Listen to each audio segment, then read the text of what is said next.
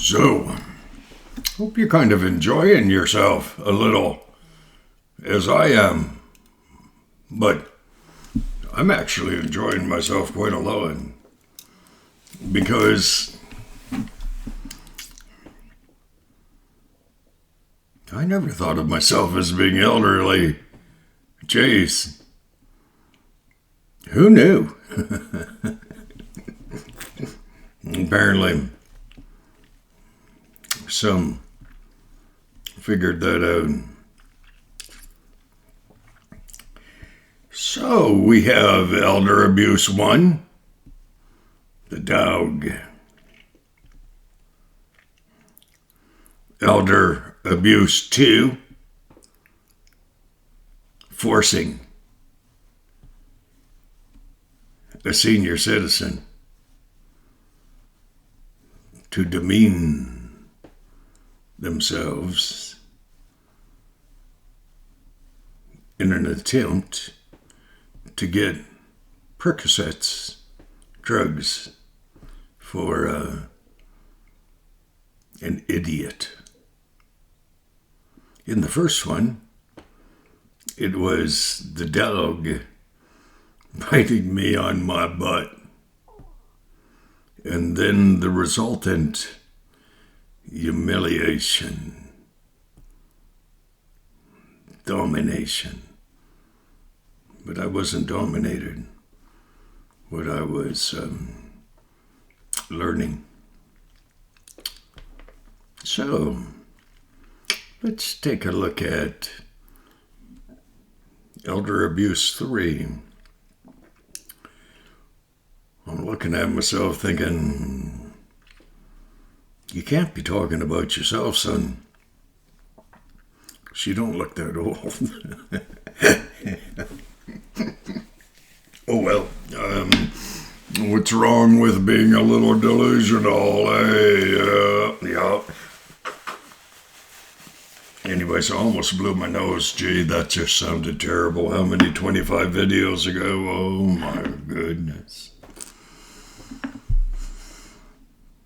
If you wish to dominate someone, diminish that same person, demean them, find the things out about them that they have a hard time handling. And that is, for me, it's someone's driving that is so erratic as to be placing people's lives in peril. Example, I would like to come up with the man's name, but it's not necessary. The one thing that I hold as near and dear to me is that of being a safe driver. Now, what that means is I have not had a singular speeding ticket in 15 years. There's a reason for that. It's not that I don't speed, but I choose my areas where I encroach on the speed limit more than, say, the system would allow. Well, that means out on the highway, away from people. But for me, because I had a rather large heart attack, I thought I will just go through the rest of my life using common sense. And I won't push the limits on my heart. And for 18 years, I've had a really easy time of it. Boy, I tell you, if you live through a heart attack, don't you be afraid. Actually, don't be afraid about anything. But in everything, learn to develop a belief system that will help you, your spirit, your heart, to function. Okay, get this.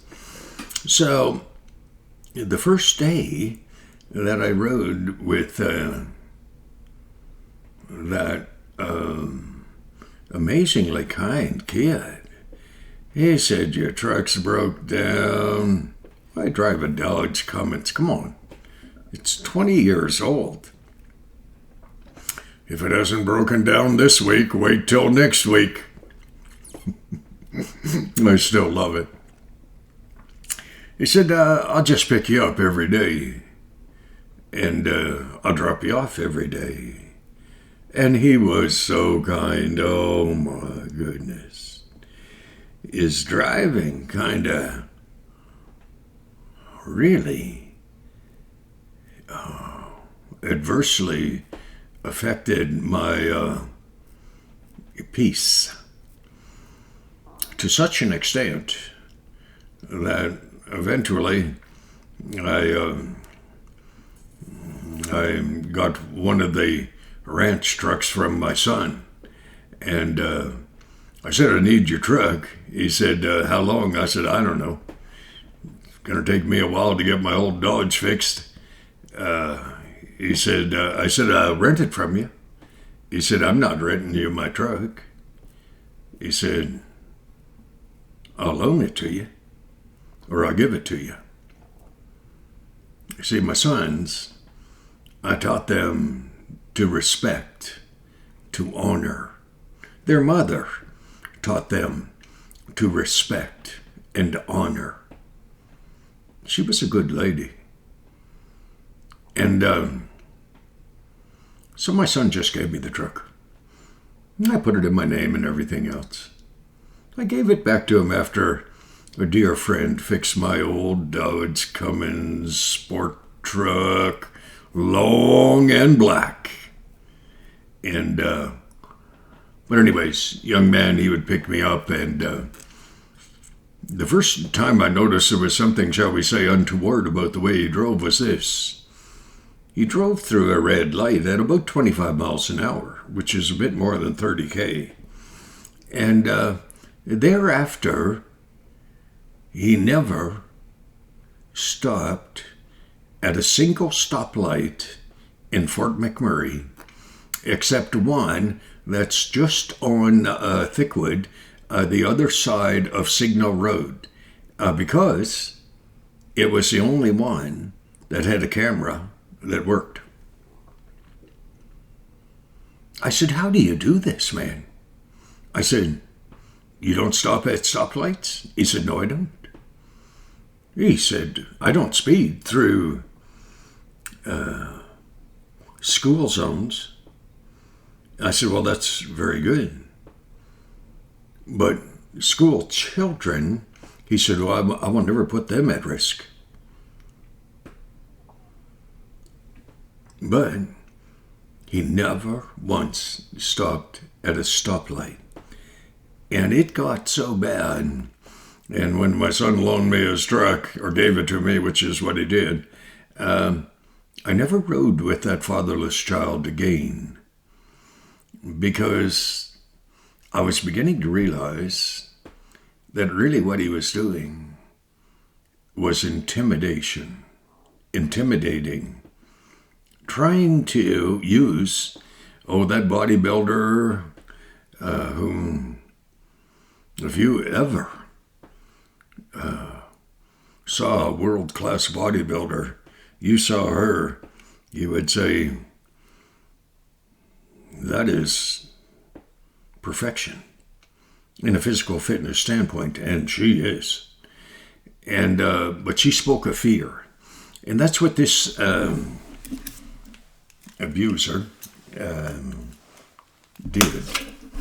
He intimidated.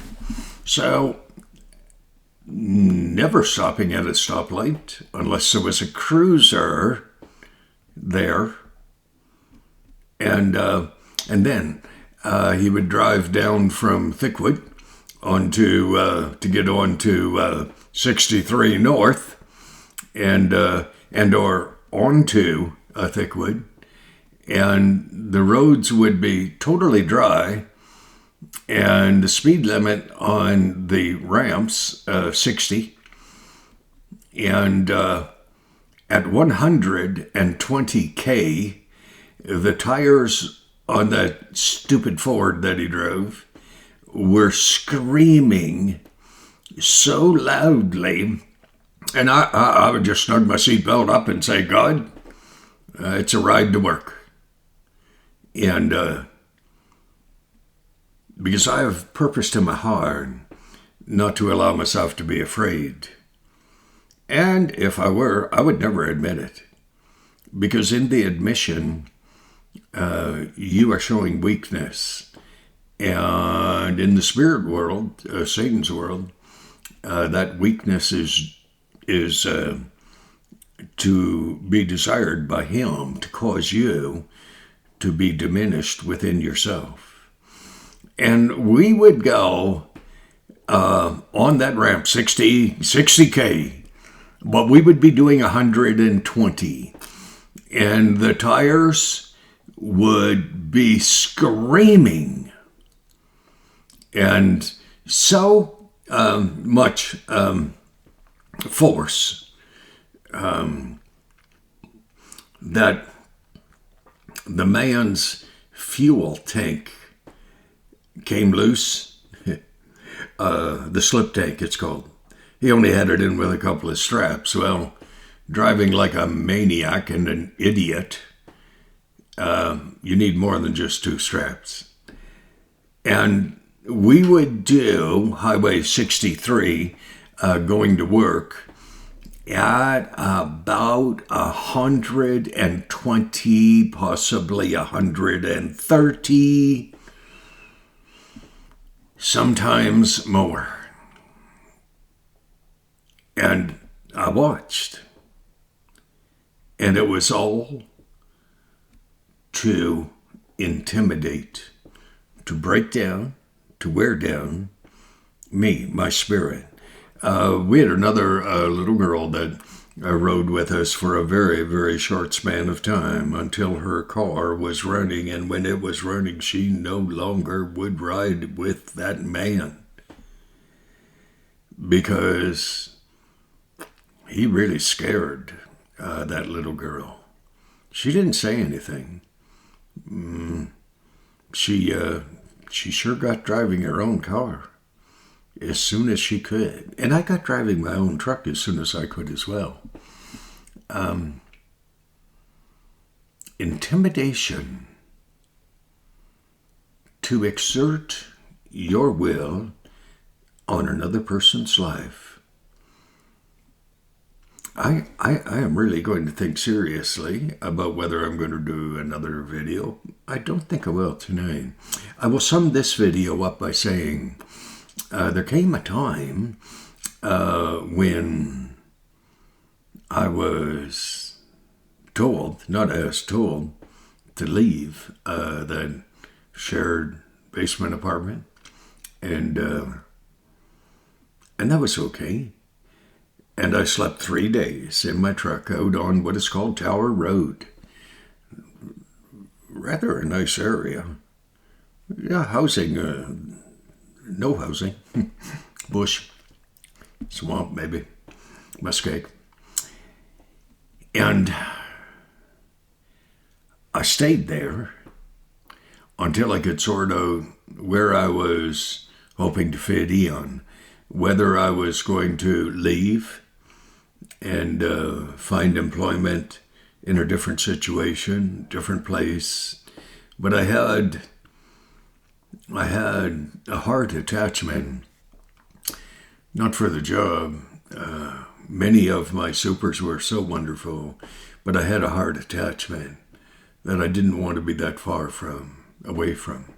And so I ended up finding a way through the help of one of the supers and all that sort of stuff, and I ended up with a place to live. But The one day that I remember, it stands out in my mind so clearly. And I had a real trouble talking with law enforcement. And I told him what happened. I said, that abuser came up behind me. I didn't see him coming. And he got about 4 feet from me. And he spoke the way he did. Not when he was pretending to be my friend. But he spoke the way he really was, which is an abusive bully. And he said, the abuser, he said, if you ever tell anyone what I have done to you, there will be serious consequences.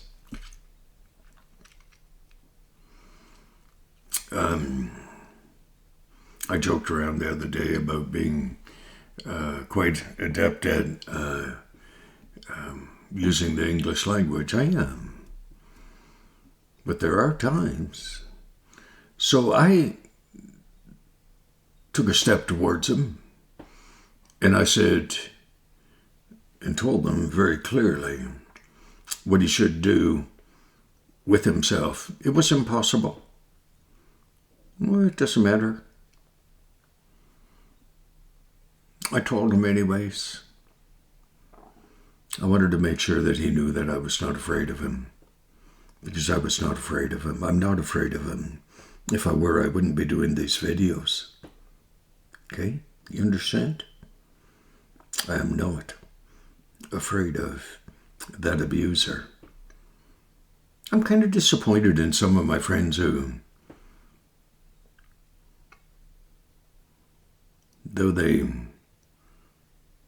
knew me for 2 years, they believed that piece of human dung.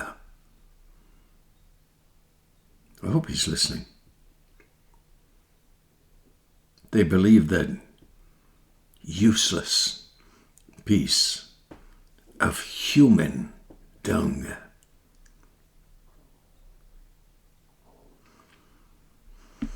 Abuse is a wonderful thing.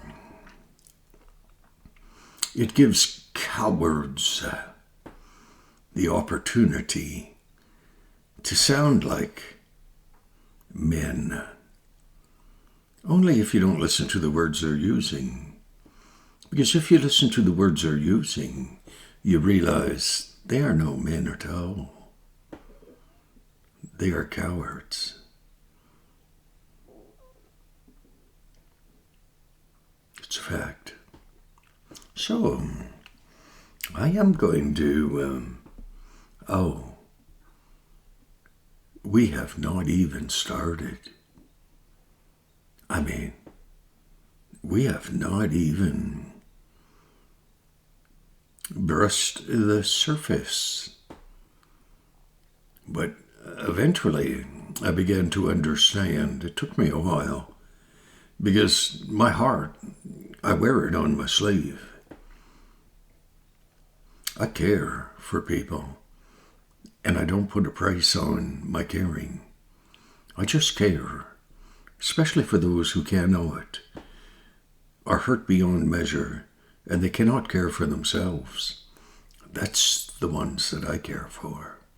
I don't care that much for people who feel sorry for themselves, but I care much for people who are trying their best. They're just not quite succeeding yet, but with practice, they'll get better. So, God bless. Hey.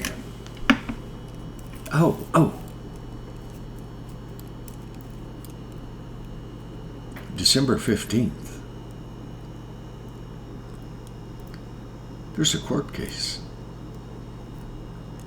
It's an assault charge. Physical. assault.